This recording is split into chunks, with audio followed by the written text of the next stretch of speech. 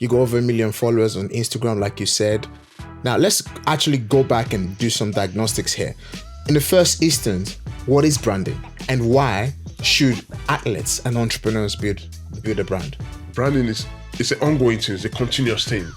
So branding is what you do over time, what people then know you for. Branding is a continuous stuff. It's a continuous narrative. When you do the same thing over and over, and that's what people say. What people say about you when you're not in the room. You might be thinking the brand, you might be thinking something, but it's what people really say.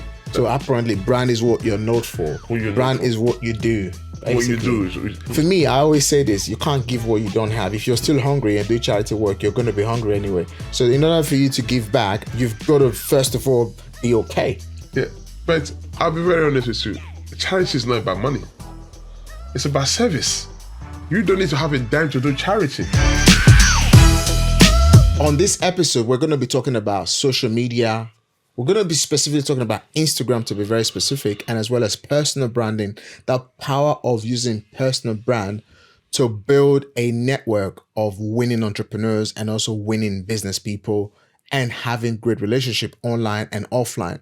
Without further ado, I've got my very good friend and a brother. We've been friends for a very, very, very, very long time. We are from Nigeria, both of us from the same state way back home in Nigeria, Edo State to be very precise. He's someone I've got massive, massive respect for.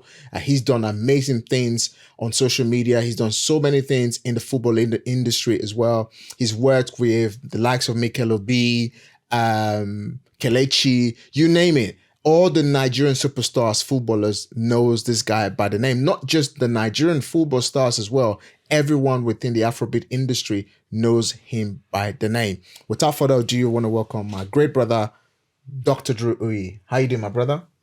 I'm doing well. Fantastic. Finally, we're here. Yes, we're here. You know, over the years, you and I have been friends, and I always wanted to bring you to the podcast, but you've been very, very, very busy, by the way, and just not having the time to come and we do this episode. So for those who don't really know you, I know I kind of spoke about you a little bit, but I just want you to kind of, maybe if I missed anything about what you do, you know, who you are, and the people, especially within the Afrobeat industry and also as well as the football industry, you know, how you have been able to make some great impact. I'll try to be precise, not to say too much about myself, because the podcast is about educating people. But I'll just say a little bit about myself. Obviously, my name is Dr. Drew Uyi. I'm based in London. I'm a football agent. Firstly, I'm a football agent. Secondly, I do branding as well, personal branding. I help people personal branding, especially specialize in athlete branding, which is the footballers. So that's my strength, and that's where, you know, that's my passion. Football is a massive business. It's a massive industry, rather. So I just I came into football by, you know, in my own way, trying to change the game, you know, try to help people with their personal branding, because obviously before you do business, you have to add value. So what I've done over time, I've added value to, you know, athletes, footballers, in particular, you know, adding value to them. They've in return given me my respect and given me opportunity to work with them. Wow. So when you say you've tried to add value, you know, with people who are footballers and people, you know, in the sports industry, especially the footballers specifically, I know you've worked with a few Nigerian, you know, basketballers, you know, a lot of other people who have done different types of sports, but specifically football. When you say add value, what does that really entail by saying, you know, adding value? Because I would want to assume that a footballer already has a brand because he's on the pitch, he's seen, or for example, a basketballer, for example, he's already on the stage, he's playing basketball. How do you then add value to someone who's already on TV and being known? And is that not branding? Yeah, as I would say, every athlete is a brand. You know, their brand already, they have to amplify it for them to be that proper brand that will attract people to them. you have to be intentional. A lot of athletes, they're just there. If you don't, you might be a brand, but if you don't activate it, you are not a proper brand, to say. And adding value is very important for me, because in the business, in the sporting industry at large, it's a very competitive industry. It's competitive on the pitch and off the pitch. Yeah. You see, so for people, for the support system, if you don't do something different, nobody will notice you. You see, before I started doing football management and agency proper, they've been a lot of people before me. Yeah. And they've done their things differently. They've been quiet. They've been doing it. They've been working on the, they've been doing their things, in the old fashioned way, I'll say. But I see myself as a modern football agent with pride, because coming in, I don't just go to players and say, "Oh, can I be your agent?" Most times players will come to me and say, "Oh, please, can you be my agent?" And that's where I feel fulfilled. And what's the secret behind it? It's adding value. So you're saying that they're already a brand. Not really. If they don't do what they need to do, they'll just be still. Nobody will be excited about them. It's all about, creating that fancy, that kind of mist and attraction that will make people want more. Because in the field of play, you have literally 11 players played at a time. And apart from that 11, you've got substitutions. You have substitute players that about 5, 6, So what will make people take that interest in you in particular? Is go beyond performance. Yeah, you can perform, but some players don't even perform as much. But it's all about maximizing. For me, there might be a brand, but how do you maximize? That's the goal. So I've added value in different ways, things that people don't even think about. I said, look, call you up and say, look. So how about if you kind of, maybe in a more, very sort of exact context, if you don't mind just sharing exact 2 points on how you've added value. Because where I want to go with this into entrepreneurship, because first of all, yes, when I was growing up and I used to watch footballers on TV, and I automatically assumed they're famous, they're known, right? Sometimes the ones who scored the goals or the one who saved the goals. So goalkeepers are usually very, very famous. Strikers are very, very, very, very famous, and you would assume sometimes that everybody knows the 12 players on the pitch, right? Now, the ones who become more famous. Sorry, that goes to tell you I don't watch football, by the way. It's crazy. So anyway, so you go 11 players on the pitch, right? And then in the end, right, the strikers are very famous, goalkeepers are very famous, and defenders as well are also very famous. But sometimes midfielders and so on, somehow, depending on how you coordinate the pitch, you might not be famous. Now, footballers then get, advertorials on newspapers, magazines, TVs, to advertise specific brands or products, and, tell you they're using, that product for other people to go and obviously buy it. And that was what it looks like before. Now, you now have things like influencer marketing, where, for example, you can actually get a footballer to, for example, property wealth. Imagine tomorrow, someone like Rio Ferdinand coming to my 3 days property wealth summit.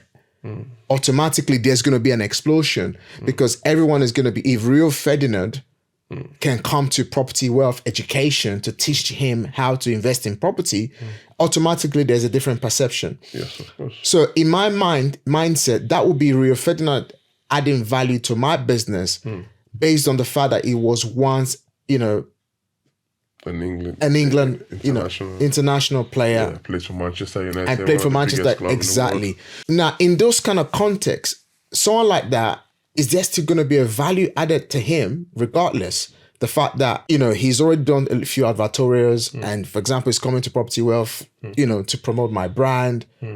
how then someone like you, who's an agent and also a brand specialist, is going to add value to that kind of individual? Yeah, it's quite straightforward. There are levels to this branding. Yeah, they're upcoming, they're amateur players. As I would say, it's not too early to start building your brand. Okay. Someone like Rio Ferdinand, he's already up there. He's an ex-player. He's done everything. He's done so much. But at the end of the day, even if you're ex-players, the things that you can do that can still add value to your brand. Like, I'll give you, for instance, it's all about visibility. You have to be there. You see, like Ian Wright now, Ian Wright realized that, listen, I can't just be an ex-player and be doing little stuff. I need to be out there. For instance, there's a guy, most people know him, Robbie. Robbie is the founder of Arsenal Fan TV. Yeah, when he goes out and he goes on, they go for an event. He goes out and Ian Wright goes out. People are most likely to go after Robbie because Robbie is out there. He's always on YouTube, and the younger generation, they know him better than Ian Wright. And Ian Wright is an Arsenal legend. You can't take it from him. But that's then. So nowadays, you see Ian Wright doing more stuff because he has to be in the scene. He has to be seen in the scene. He needs to go for events. He needs to get interviewed. He needs to get on the YouTube. He needs to get his account. He needs to get all his social media on point. So it's all about visibility. You need to be out there. Somebody has to be plugging you. Somebody has to be pushing you.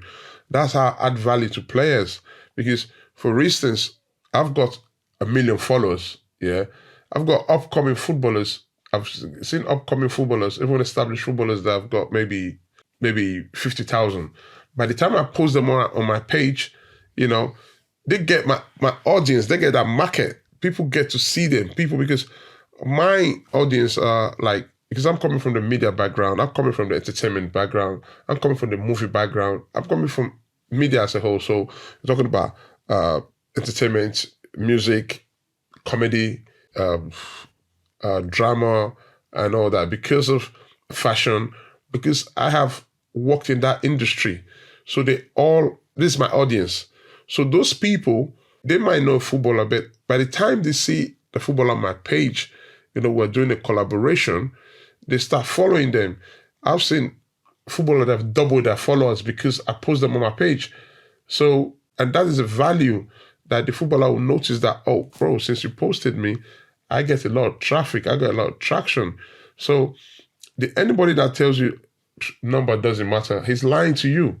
Numbers does matter because, as I say, the Russians will say, there's quality and quantity, because with the numbers you have, that's where there's the people you're going to sell to eventually. So when you're an upcoming footballer, you have to start branding yourself little by little, because branding gives credibility, you see. So, but over here, we're slow at it. But like in America, when a player is playing from sport is quite big, from high school, they're already branding themselves. From college, it's all out.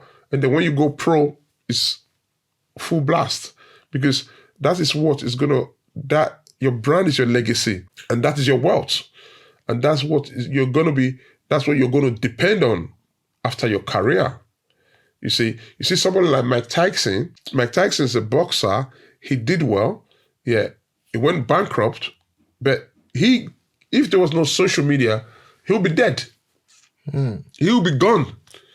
But because of social media, they try to bring him back in. That's our job. So, okay, come, guy, it's not the end of the world. Yeah, we'll bring all your old footage, we'll put it on social media, we'll rebrand you. If there was no social media, I could tell you 100%, Mike Tyson will not be driving a Rolls Royce today. You know what? Very quickly, I think what we're going to quickly do here, let's roll it back a little bit. First of all, I know we talked about you adding value. You've built a very successful brand for yourself as an individual. You got over 1 million followers on Instagram, like you said. Now, let's actually go back and do some diagnostics here. In the first instance, what is branding? And why should athletes and entrepreneurs build a brand? Branding it's an ongoing thing, it's a continuous thing.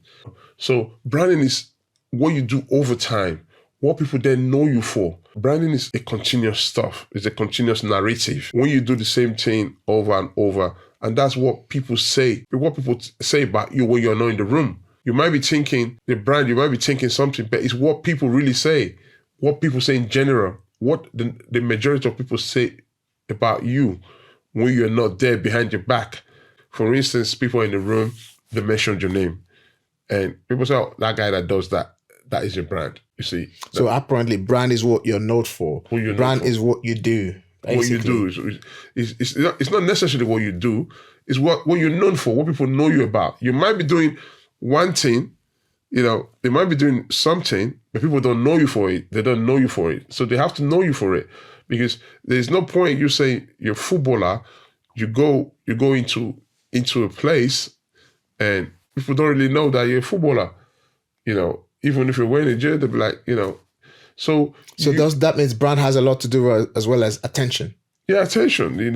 With visibility, people need to know you. You need to tell. Branding is that you have to tell your story, and people need to know you for what you're saying. People need to know you for what you're doing.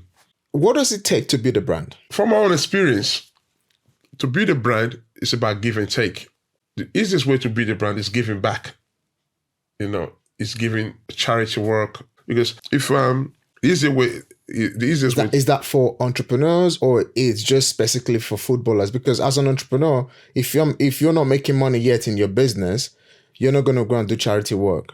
But obviously, as a footballer, if automatically I'm already earning 20K a week, for example, and by the end of the month, that's 80K after tax. Well, there's still big money in that pot. Then yes, I can set up a charity structure that eventually gets a lot of my other associates to contribute to that charity structure and to give back. For me, I always say this: you can't give what you don't have. If you're still hungry and do charity work, you're going to be hungry anyway. So in order for you to give back, you've got to first of all be okay. Yeah, but I'll be very honest with you. Charity is not about money. It's about service. You don't need to have a dime to do charity. I would say, for instance, if you're an entrepreneur, okay, let's be specific, if you're into properties, you don't need to give money to give back.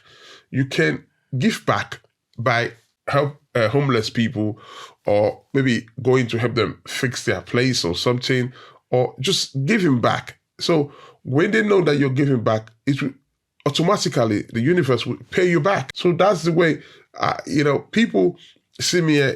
They say, okay, Drew's a good guy. Drew, is a reliable guy. Drew is somebody that, is a plug. Is the guy that if you go to, he will help you with solution and all that. So automatically, I build my brand by helping artists. Artists, the artists that people that come from Nigeria, like when they come, they want to do a show over here. You say, okay, even if I'm not giving them money, I give them a few tips. Okay, go there. If you wanna go on TV, I've got a plug. I can send you to a TV station. I can send you to a radio station. The words will go around, and then people will be coming to you. Before management or agency stuff, it chose me. I didn't choose it. I didn't choose that. Let's go back. I always wanted to be a football agent, right? I studied sports management. I haven't waited for the course to be available for me to go into university. Yeah. I studied sports and event management. By the time I graduated, the barriers were very high to be a football agent. But by the time I graduated, artists were coming to me.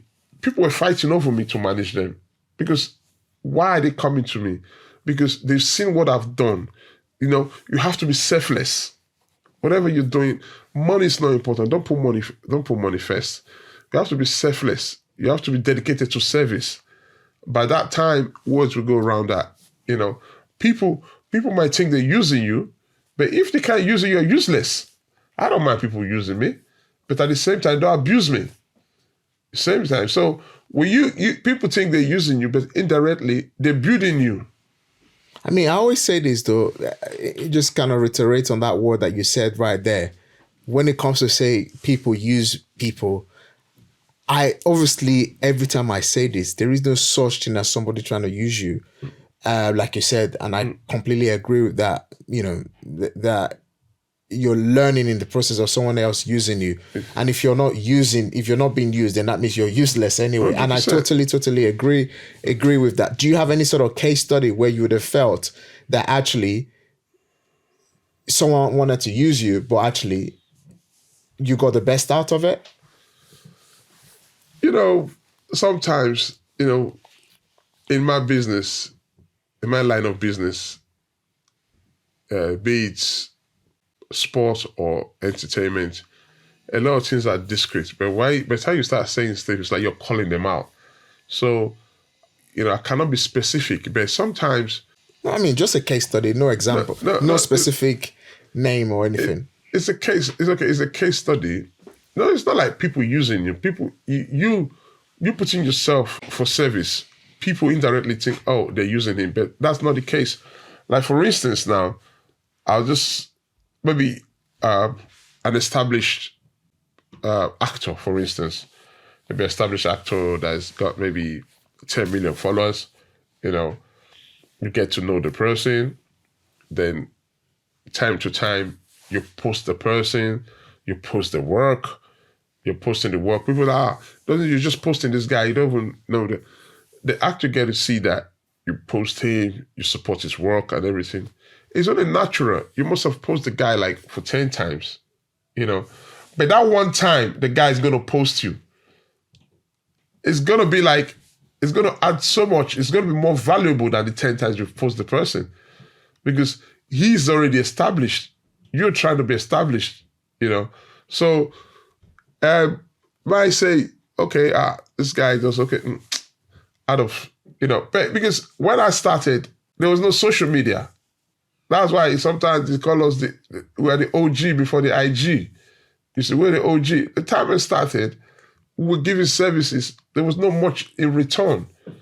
But now there's so much in return. And I'll tell you for free that social media is a cheat code. Social media makes a difference. Because, you take a picture, back in the days, you're working with this particular superstar, you take a picture with a superstar, you put it in the album, you put it in the profile, anybody come to your house, they have a look, this and that. But the reverse is the case now. You take a picture with a superstar, you put it on your social media. I have put in a picture. Sometimes I feel it, I don't feel take a picture like, because people start talking. Sometimes people talk and say, hey, oh, maybe he doesn't really know them. Oh, why you taking a picture? Sometimes you feel, but I tell you, I took a picture with an artist. Yeah. And that one picture I posted online, I did it for $100,000. $100,000. And my cost from that was 10%. That was $10,000 for just posting a picture. You see, because what literally happened is that I took a picture with this artist. This is he's an A-class artist, a Nigerian artist, and there were people in Gambia, in other African countries, that were trying to assess this person by any means they could. They needed the artist for a gig in December. Yeah, right. There was no way. There was no access. So they see me with the artist, I was easier to reach out to. They reach out to me that's it, no problem. I hooked them up. They did 2 shows. They paid per show $50,000. For the 2 shows, one in Gambia and one in Senegal, that was $100,000. And I got my percentage from there, 10%. So there is benefits in these things, So, associations, brand association, brand collaboration, there is benefits in it, So going back to say, when social media makes a difference. Before social media, you might be doing some work, nobody will see it, it's just you and your immediate family. But now you do work with, these people. It's seen universal. Everybody's seeing it globally. So for entrepreneurs, because obviously these podcasts, focus a lot on entrepreneurs, property investors, and business people. Now, obviously, we got this conversation started from, especially the football industry. And we've talked about the music industry, especially Afrobeat, which you're very, very well passionate about. To be honest, part of the reason why I actually invited you to this podcast is, I want you to share a lot of wisdom on how entrepreneurs and business people, how they can build a brand and how they should build a brand and why they should build a brand. And in the first in the final instance, why is brand the lifeline of a business? It's just simple principles. To build a brand, you need a platform. You need your social medias, like, at least 3. You need your Facebook, you need your Instagram, you need your LinkedIn, you need your Twitter, like those 4, for instance. You need to be visible there. Yeah. The more they see you, the more they trust you. People do business on trust. You see, for instance, with footballers, yeah, I've had a particular footballer that was playing abroad for like 3 years. We're just visual friends. We're just doing stuff together. We communicate, visually, he sent me stuff. I posted on my story. I posted, we're just doing stuff. By the time the person then made it to the Premiership, he was like, when we met for the first time, it's like, we've been friends forever. And it wasn't a problem for him to like, Drew, take this 10 grand, do X and X for me. Because he knew that I was consistent. And so branding brings credibility. It brings trust. It's very important for you as well, to be, as I said, visible, for them to be seeing you all the time. It's good for you to build your brand. It's good for you to have the numbers, because it's the numbers you have, that's who you're going to market to. That's who you're going to sell to. So as an entrepreneur, maybe somebody that's dealing with property, it's very important that you build your brand. And as I said before, building your brand is give and take. You have to like give some stuff free out, help people, do some free tutoring, teaching people. So from there, if they want more, then they then start paying for it, But you must give something back. That's the simplest way I can say it. It's give and take. You're not going to build your brand without giving back. Without giving, you can't, it's more or less impossible. Then, simple stuff is that, always putting stuff out there for people to see so they know you're still there, because it's who they see, that's who they're going to work with. Yeah. I mean, interestingly, this conversation is something that recently, I recently I'm currently writing a new book, which is going to be out in the fall, next year. And I think you're about to. Next month? No, I've got a goal to write a book per year. Okay. So my next book coming out is called The Test. Okay. And my third book coming out is basically, it talks about, go from unknown to unforgettable. All right. So go from unknown to unforgettable. And the reason why I decided to write Go From Unknown to Become Unforgettable is especially drilling deeper how I went from unknown. I wasn't known. In 2020, January 2020, I only had less than 1,000 followers on Instagram. Mm-hmm. On Facebook, I probably had about 500 followers on Facebook. On LinkedIn, I probably had about 50 followers. Mm-hmm. And the reason why I'm writing this third book is called, I'm not going to share the name anyway, but it talks a lot about, being unknown to unforgettable. And I talk a lot about how entrepreneurs can become the honey. All right. Yeah. How a lot of entrepreneurs can become the honey, and the bees come to you. Yeah. So attraction.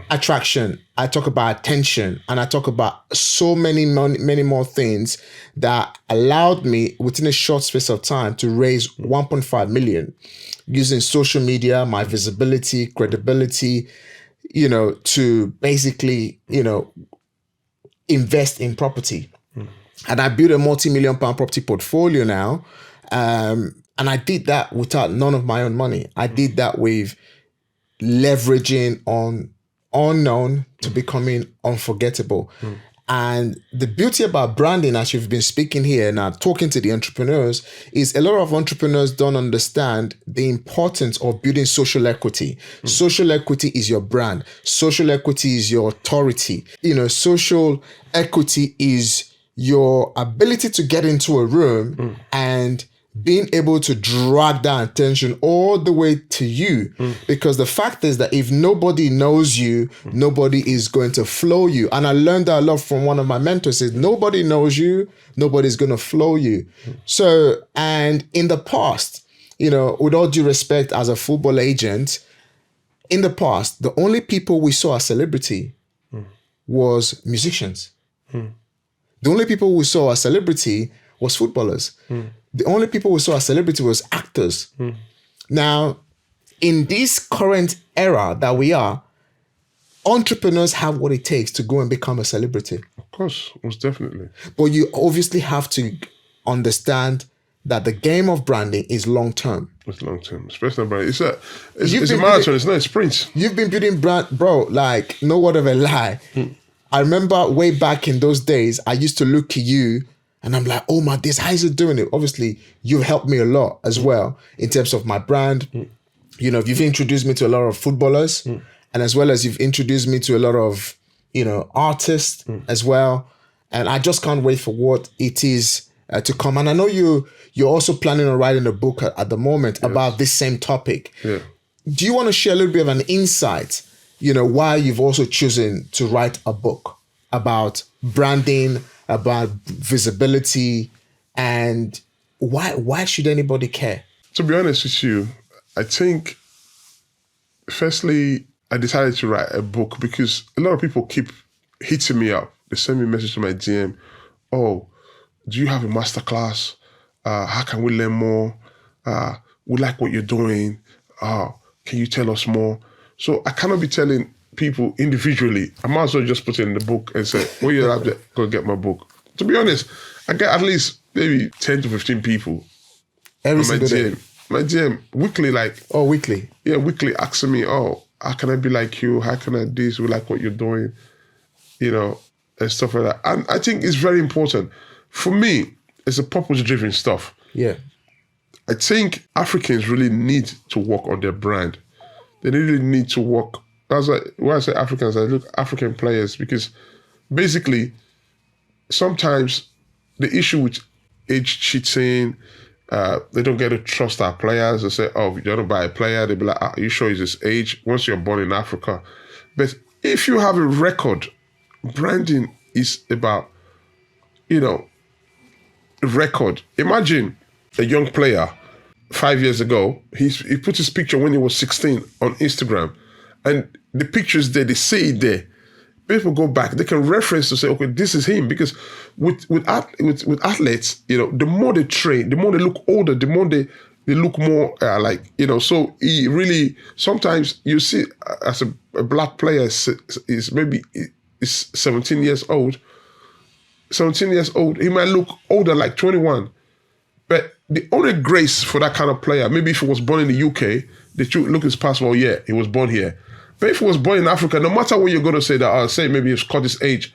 But if you have been branding yourself little by little, I don't say don't do too much, from the age of 16, maybe 16, when you finish your high school, it'd be like, you put it there, you put your, the last day of uniform and say, oh, I finished school today and all that. Nobody's going to doubt you that you're not real, that like maybe a few years ago you were not 16. Yeah. So by the time, these things are important for Africans because, as I say, branding, bring trust, and everything. So I decided to say everybody's a brand, but it's just that you just have to activate it. What's really branding? What's really brand? Brand is your attitude. It's just a buzzword. Brand is a buzzword. Brand is attitude. Do you have a good, brand is attitude and reputation. Well, a lot of people think a brand is a website, it's your logo, it's your color, the color of your page. It's your reputation. Your brand is your reputation. Brand is just a buzzword because it's either you have a good reputation or a bad reputation.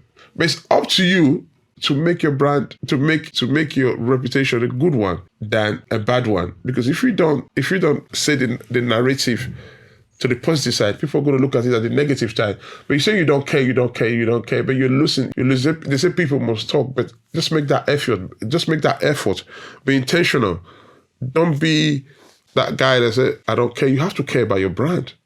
Drew, it's been absolutely amazing on having you on this first episode of our many episodes to come. For those of you who wants to follow Drew, make sure you check him out on Instagram.